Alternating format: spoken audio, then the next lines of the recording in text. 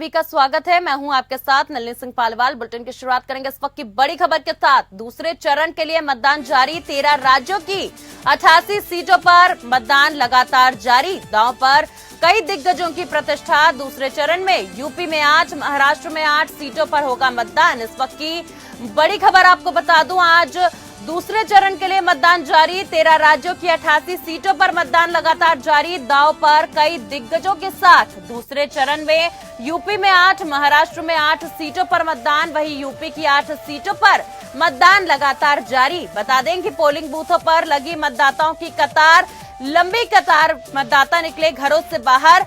अब की बार आखिर किसकी बनेगी सरकार? आज दूसरे चरण का मतदान है। आपको बता दें, आज दूसरे चरण के मतदान के तहत 13 राज्यों की 88 सीटों पर मतदान लगातार जारी है और सुबह से ही पोलिंग बूथ पर लंबी लंबी कतार देखी जा रही है। देखिए, तस्वीरों के माध्यम से आपको दिखा दें किस प्रकार से लोग घरों से बाहर निकलकर, क्योंकि देखिए गर्मी का मौसम है तो सवेरे ही लोग जल्दी वोट देने पहुंच रहे हैं। आपको बता दें कि आज दूसरे चरण का मतदान यानी 26 अप्रैल को दूसरे चरण का मतदान जारी है। ऐसे में 13 राज्यों की 88 सीटों पर मतदान लगातार जारी है।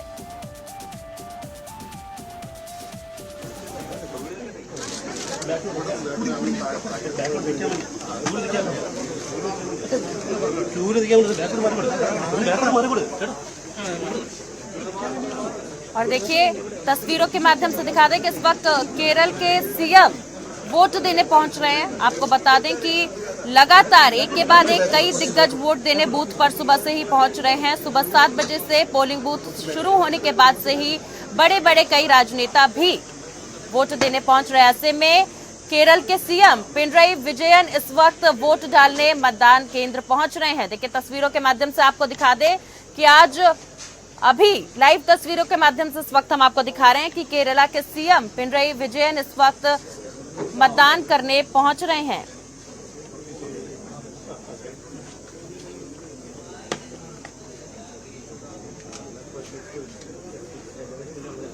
आपको बता दें कि आज 13 राज्यों की 88 सीटों पर मतदान लगातार जारी है। ऐसे में कई बड़े चेहरे भी मतदान केंद्र पर पहुंच रहे हैं और इस वक्त लाइव तस्वीरों के माध्यम से आपको दिखा दें कि केरला के चीफ मिनिस्टर पिनराई विजयन इस वक्त मतदान केंद्र पहुंच गए हैं और वो कुछ ही देर में अपने मत का प्रयोग करेंगे। चलिए, आपको बता दें कि आज दूसरे चरण के लिए मतदान लगातार जारी है। 13 राज्यों की 88 सीटों पर मतदान लगातार जारी है और ऐसे में दांव पर कई दिग्गजों की प्रतिष्ठा है। आपको बता दें कि आज वायनाड सीट पर भी मतदान है, जहां से राहुल गांधी कांग्रेस के दिग्गज नेता मैदान में है। वहीं हेमा मालिनी मथुरा से और कई सारी अहम वर्चस्व रखने वाली सीटों पर आज मतदान है, जिसमें बिजनौर, मेरठ जैसी सीटें भी शामिल। आपको बता दें कि पश्चिमी उत्तर प्रदेश की कई ऐसी सीटें हैं जिनका अच्छा खासा प्रभाव उत्तर प्रदेश की सरकार बनाने में पड़ता है। आज उन पर भी मतदान है, जिसमें गाजियाबाद, गौतम बुद्ध नगर, बिजनौर, मेरठ जैसे नाम शामिल हैं। और नोएडा से खबर पर ज्यादा जानकारी के साथ हमारे संवाददाता राजीव मिश्रा इस वक्त हमारे साथ फोन लाइन के जरिए जुड़ चुके हैं। राजीव, सबसे पहले मैं आपसे यही जानना चाहूंगी कि किस प्रकार की तस्वीरें मतदान केंद्र से बाहर आ रही हैं, कितनी तादाद में लोग मतदान करने पहुंच रहे हैं? देखिए नाली, मैं आपको बता दूं कि सुबह से ही जैसे मतदान शुरू हुआ था तो प्रधानमंत्री ने एक अपील की थी कि पहले जलपान नहीं, पहले मतदान उसके बाद जलपान।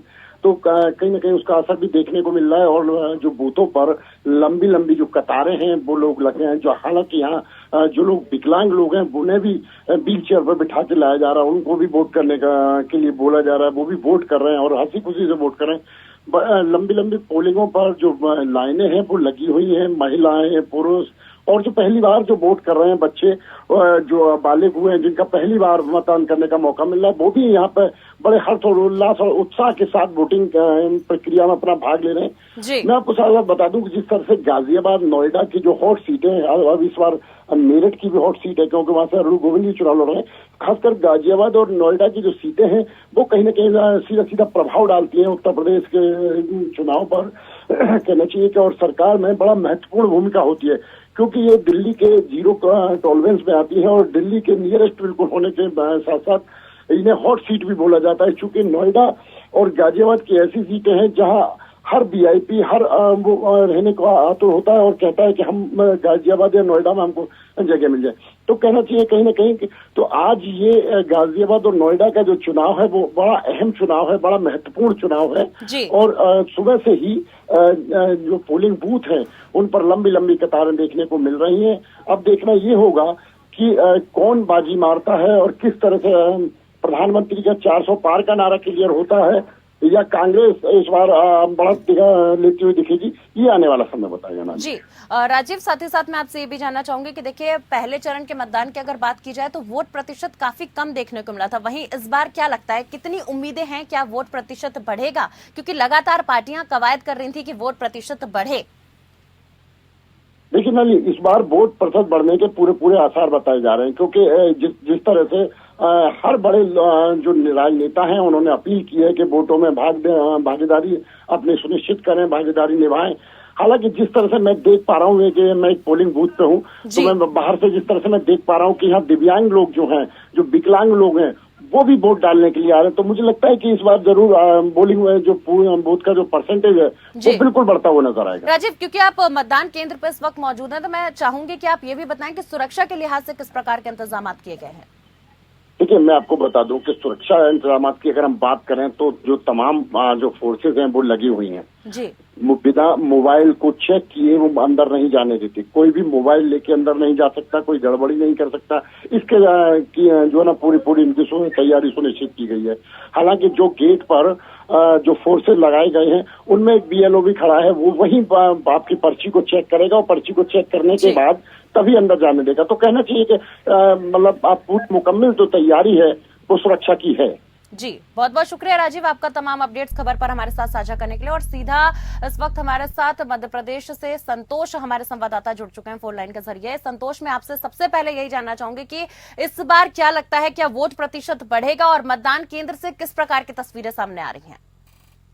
बिल्कुल नलिनी, देखिए मध्य प्रदेश में 6 लोकसभा सीटों में चुनाव होने जा रहा है, जिसमें 80 प्रत्याशियों की किस्मत का आज फैसला ईवीएम में बंद हो जाए जी। जैसा आपने पूछा वोट प्रतिशत की अगर बात की जाए तो वोट प्रतिशत अभी पिछले पहले चरण में फर्स्ट फेज में 53% के आसपास आया था। तो लगभग यही रहने वाला है वोटिंग प्रतिशत। मध्य प्रदेश में 2-4% का अप डाउन चल सकता है जी। क्योंकि जिस तरह से मध्य प्रदेश में गर्मी का माहौल चल रहा है और वही शादियों का सीजन, यदि वोट प्रतिशत को कम करने में कम होने का एक विशेष कारण माना जा सकता है जी। इसलिए हम बता दें आपको कि जो मध्य प्रदेश की 6 लोकसभा सीटों में चुनाव होने जा रहा है, इसमें सबसे महत्वपूर्ण सीट सतना की मानी जा रही है और वहीं टीकमगढ़ की। अगर सतना की बात की जाए तो गणेश सिंह की जो साख है वो इस समय पे दांव पे लगी हुई है जी। नली गणेश सिंह जो है पिछले विधानसभा में 2023 के विधानसभा में पार्टी ने इन्हें उम्मीदवार विधानसभा का बनाया, जिनमें जिन कुछ सांसदों को टिकट दिया गया था उसमें गणेश सिंह भी शामिल थे और महज 4000 कुछ वोटों से सांसद गणेश सिंह विधानसभा का चुनाव हार चुके थे जी। बिल्कुल संतोष, मैं आपसे ये भी जानना चाहूंगी कि देखिए मध्य प्रदेश की बात हो रही है और मध्य प्रदेश को साधने की इस बार तमाम नेताओं ने बहुत कोशिश की है, खास करके भारतीय जनता पार्टी ने लगातार मध्य प्रदेश के दौरे किए। तो क्या लग रहा है इस बार रुख किसकी तरफ ज्यादा, जनता का झुकाव आखिर किस तरफ बनता नजर आ रहा है?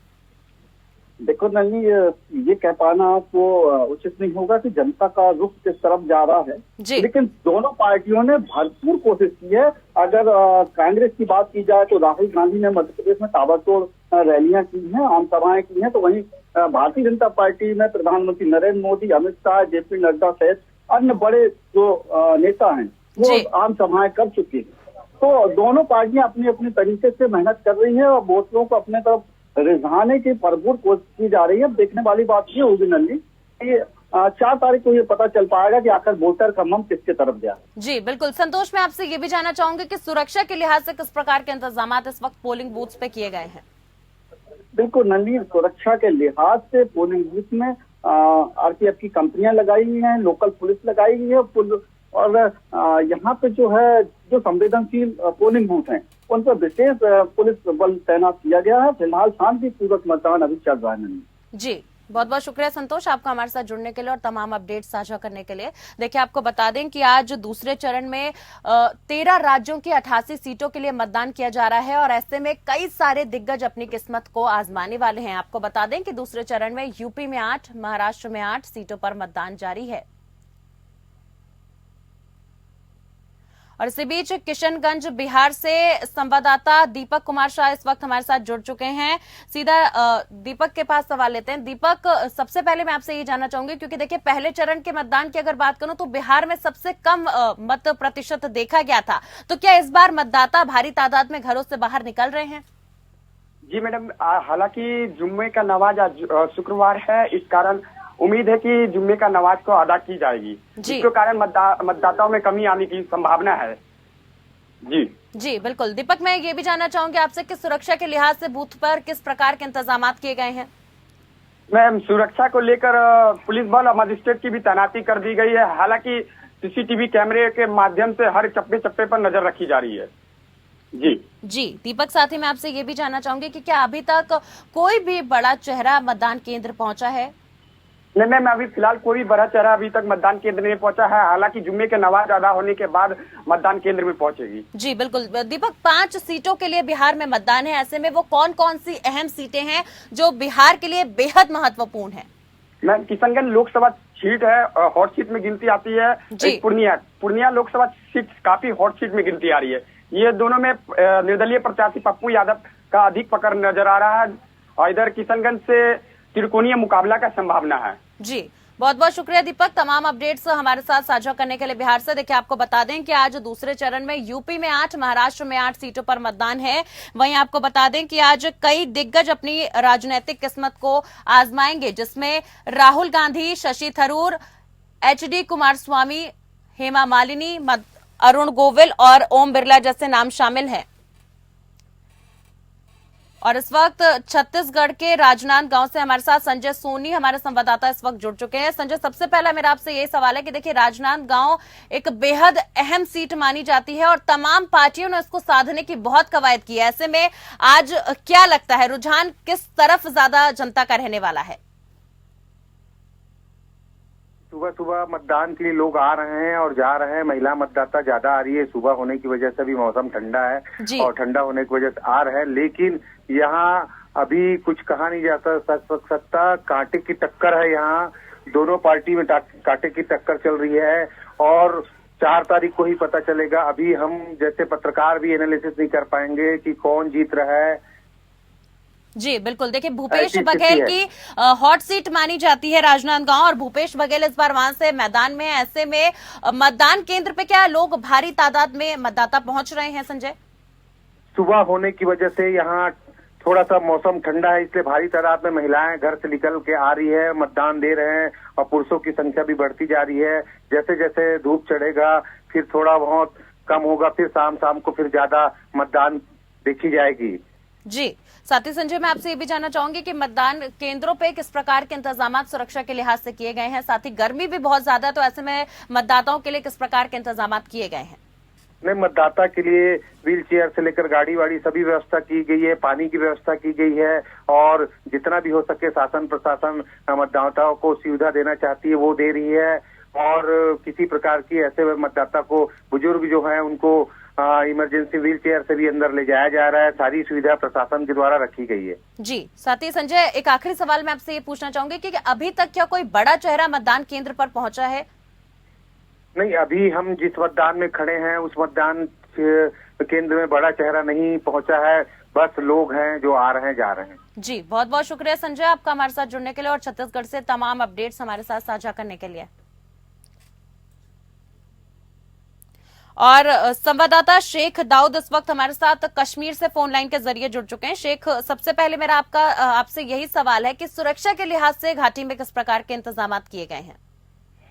जी, आपको मैं बताता चलूं कि पूरे हिंदुस्तान के साथ साथ जम्मू कश्मीर में भी आज दूसरा निशिस्त का जो सिलसिला है वो जारी है। तो आज सुबह से ही लोग पोलिंग स्टेशन की तरफ जा रहे हैं, क्योंकि उसके बाद ये लोग सोच रहे हैं कि उसके गर्मी यहाँ पे जम्मू में भी बहुत है और सुबह सुबह अपना वोट पाल कर रहे हैं। और सिक्योरिटी की अगर हम बात करें, सिक्योरिटी की सख्त तैनाती हर जगह पे रखी गई है ताकि कोई खुशगवार वाक़ा पेश ना आया। अगर हम आपको बताते चले कि श्रीनगर के डिस्ट्रिक्ट बारामूला सोपोर इलाका है जहां पे कल एक इनकाउंटर देखने को मिल रहा है और वो इनकाउंटर रात भर जारी रहा और इस वक्त भी दोनों तरफ से जो फायरिंग का सिलसिला है वो जारी है। जी बिल्कुल। शेख दाऊद, मैं आपसे ये भी जानना चाहूंगी कि देखिए धारा 370 हटने के बाद घाटी में ये पहला चुनाव है, ऐसे में मतदाताओं में किस प्रकार का उत्साह है? जी, 370 के हटने के बाद लोगों का जिस तरह हम देख रहे हैं कि पोलिंग स्टेशन के बाहर लंबी लंबी कतारें नजर आ रहे हैं और लोगों में जोश है। और जिस पोलिंग स्टेशन के बाहर हम खड़ा है वहां पे बड़ी बड़ी कतारें इस वक्त नजर आ रहे हैं। बूढ़े भी है, औरतें हैं और कुछ नए वोटर भी है। हमने नए वोटरों के साथ बात की, उन्होंने यही कहा कि हमें बहुत सुतवाए है कि हम अपना ये वोट कब पाल करेंगे। जी, बहुत बहुत शुक्रिया आपका हमारे साथ जुड़ने के लिए शेख दाऊद, और कश्मीर से और जम्मू से सारी अपडेट्स हमारे साथ मतदान केंद्रों से साझा करने के लिए। देखिए, आपको बता दें कि आज दूसरे चरण के मतदान में कई दिग्गजों की राजनीतिक किस्मत दांव पर है। इनमें राहुल गांधी कांग्रेस से वायनाड से हैं, वहीं शशि थरूर तिरुवनंतपुरम से मैदान में हैं, एचडी कुमारस्वामी जेडीएस से मांड्या से चुनाव मैदान में है। वहीं हेमा मालिनी की अगर बात करूं तो मथुरा से, अरुण गोविल बीजेपी का पक्ष लेकर मेरठ से, ओम बिरला कोटा से, भूपेश बघेल राजनांदगांव से मैदान में आज हैं और कई सारे दिग्गज नेता आज अपनी किस्मत को आजमा रहे हैं। बता दें कि लगातार मतदान केंद्रों से लंबी लंबी कतारों की तस्वीरें आ रही हैं। जो मतदाता हैं वो भारी तादाद में मतदान केंद्रों पर पहुंचकर अपने मताधिकार का इस्तेमाल कर रहे हैं। बता दें कि लोकसभा के दूसरे चरण का मतदान आज यानी 26 अप्रैल को हो रहा है और इस चरण में 12 राज्यों की 88 लोकसभा सीटों पर 1200 से ज्यादा प्रत्याशी अपनी किस्मत को आजमा रहे हैं। सीधा रुख करेंगे इस वक्त की बड़ी खबर का। मिशन कर्नाटक पर बीजेपी अध्यक्ष, इस वक्त की बड़ी खबर आपको बता दूं, बीजेपी अध्यक्ष जेपी नड्डा आज जाएंगे कर्नाटक। मिशन कर्नाटक पर जेपी नड्डा कर्नाटक में करेंगे रोड शो। बीजेपी प्रत्याशी के लिए बनाएंगे चुनावी माहौल, जनता से मांगेंगे जन समर्थन। इस वक्त की बड़ी खबर आपको बता दूं, मिशन कर्नाटक पर बीजेपी अध्यक्ष जेपी नड्डा आज जाएंगे कर्नाटक। नड्डा कर्नाटक में करेंगे रोड शो, बीजेपी प्रत्याशियों के लिए बनाएंगे माहौल। आपको बता दें कि भारतीय जनता पार्टी अध्यक्ष जेपी नड्डा आज कर्नाटक के दौरे पर रहेंगे और इस दौरान वो एक रोड शो भी करेंगे। वहीं भारतीय जनता पार्टी प्रत्याशियों के लिए चुनावी माहौल बनाएंगे, साथ ही साथ जनता से वोट करने की अपील भी करेंगे। आपको बता दें कि मिशन कर्नाटक पर बीजेपी अध्यक्ष जेपी नड्डा का कर्नाटक दौरा। नड्डा कर्नाटक में करेंगे रोड शो, बीजेपी प्रत्याशियों के लिए बनाएंगे माहौल।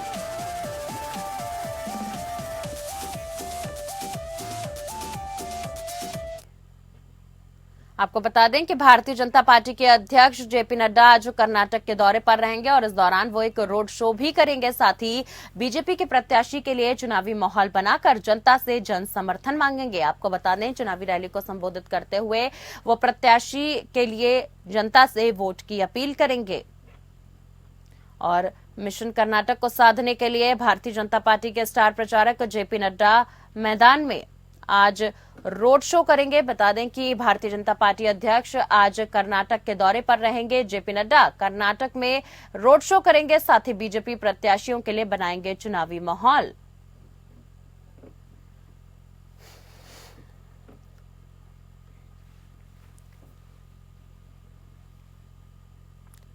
और रुक करेंगे इस वक्त एक और बड़ी खबर का। ईवीएम वीवीपैट पर आज सुप्रीम कोर्ट का फैसला। इस वक्त की बड़ी खबर दिल्ली से, आज ईवीएम वीवीपैट मामले में आज फैसला। ईवीएम वीवीपैट 100% मिलान का मामला, 100% मिलान पर सुप्रीम कोर्ट आज सुनाएगा फैसला। ईवीएम यानी इलेक्ट्रॉनिकल वोटिंग मशीन के जरिए डाले गए वोटों के साथ voter verifiable paper audit trail यानी कि वीवीपैट पर्चियों का मिलान वाली याचिका पर सुप्रीम कोर्ट आज अपना फैसला सुनाएगा। इस वक्त की बड़ी खबर दिल्ली से आपको बता दूं, आज सुप्रीम कोर्ट अपना फैसला सुनाएगा ईवीएम और वीवीपैट मामले में।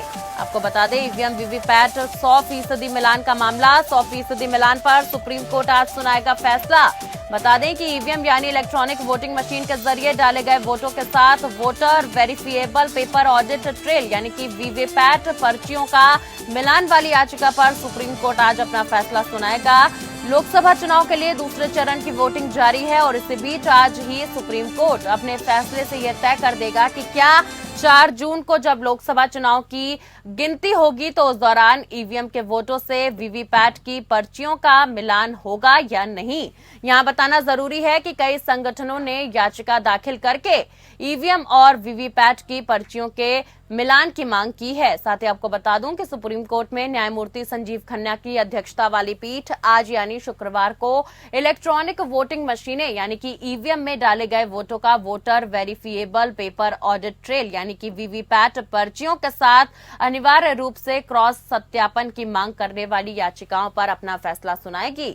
इस पीठ में न्यायमूर्ति दीपांकर दत्ता भी शामिल हैं और इससे पहले अदालत ने बुधवार को ईवीएम के कामकाज से संबंधित कुछ तकनीकी पहलुओं को स्पष्ट करने के लिए भारतीय निर्वाचन आयोग के एक अधिकारी को बुलाया था। पिछले सप्ताह पीठ ने इस मामले में कई जनहित याचिका यानी कि PIL पर अपना फैसला सुरक्षित रख लिया था। देश के लोकसभा चुनाव के दूसरे चरण का चुनाव कल है और दूसरे चरण का प्रचार प्रसार थम चुका है। बता दूं तीसरे चरण के लिए चुनावी रैलियां जोरों शोरों पर हैं। हर कोई जीत का दावा कर रहा है। तो आइए आपको रूबरू कराते हैं अब तक की चुनावी हलचलों से।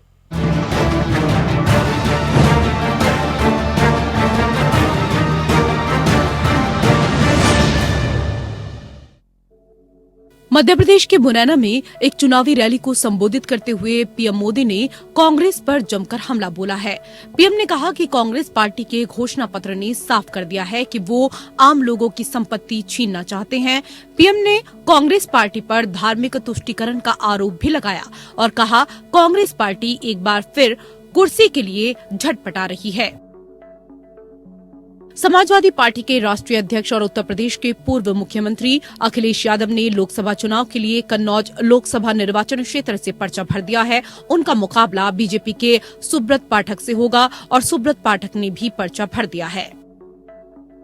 यूट्यूबर मनीष कश्यप एक बार फिर सुर्खियों में आ गए हैं। मनीष कश्यप बीजेपी में शामिल हो गए हैं। वो पश्चिम चंपारण सीट से निर्दलीय लोकसभा चुनाव लड़ने की तैयारी में थे, लेकिन अब बीजेपी में शामिल होने के बाद उनके चुनाव लड़ने की अटकलों में रुकावट आई है। बिहार में लोकसभा चुनाव को लेकर वार पलटवार और आरोप प्रत्यारोप का दौर तेज होता जा रहा है। एनडीए और इंडिया गठबंधन के नेता एक दूसरे को राजनीतिक पटखनी देने में पूरी ऊर्जा से लगे हुए हैं। बिहार विधानसभा में नेता प्रतिपक्ष और लालू यादव के बेटे तेजस्वी यादव ने लगातार दूसरे दिन प्रधानमंत्री नरेंद्र मोदी पर पलटवार किया। तेजस्वी यादव ने प्रधानमंत्री नरेंद्र मोदी से सवाल किया कि आप संविधान और लोकतंत्र को समाप्त क्यों करना चाहते हैं।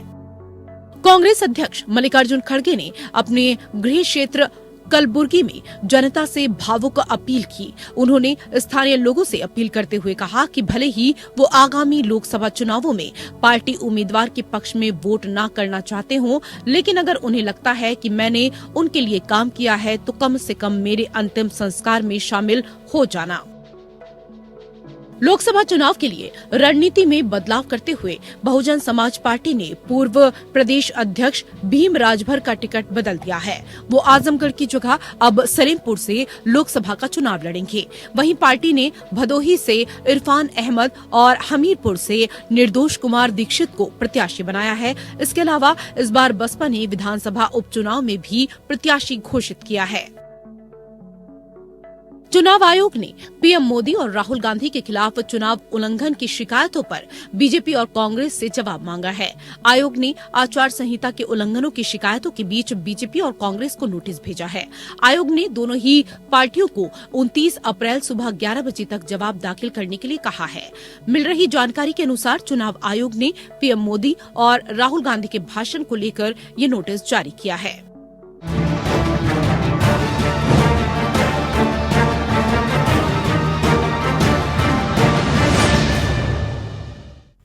तो फिलहाल के लिए इस बुलेटिन में मेरे साथ बस इतना ही। नमस्कार।